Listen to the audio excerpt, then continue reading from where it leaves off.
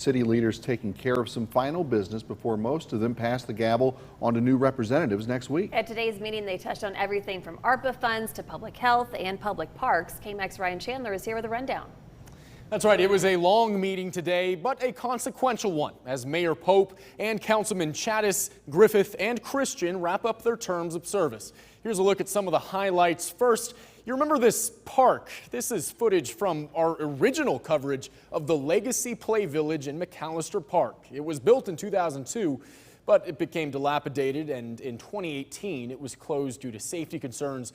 The Friends of the Legacy Play Village now putting the final nail in that park's coffin today, with the city terminating their lease agreement. So while the original Legacy Playground is no more, the city says there is great potential for a new and improved playground in the same spot in the future.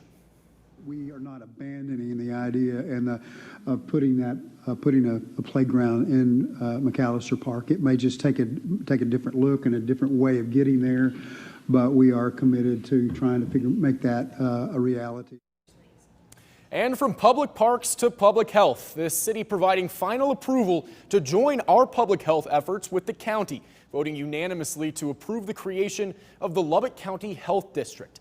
This has been in the works since last year, and it'll allow city and county leaders to better coordinate their response to public health threats like we saw during the COVID pandemic. With it, the city and the county are splitting the cost for a new $11 million public health facility using American Rescue Plan funds and creating a new board of public health with members appointed by both the city and the county commissioners. Public Health Director Catherine Wells says this will allow her department to better track diseases from around the region and better serve the school districts just outside the city. I'm very excited about the opportunity. One thing that we've learned through COVID is that communicable diseases and a lot of other public health issues aren't just the city. It really involves everybody out in the county. I think this will give us a lot of opportunities to pull down some additional grant funds and really clarify some roles and responsibilities. And finally, the council officially acknowledging today that Lubbock has a homelessness problem.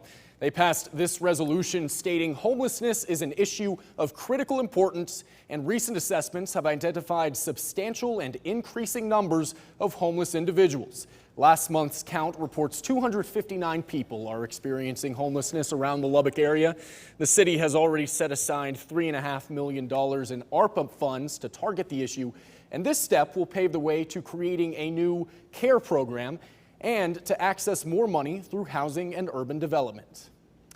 And that's about all for this term's council members. The new slate of city leaders will be sworn in a week from today.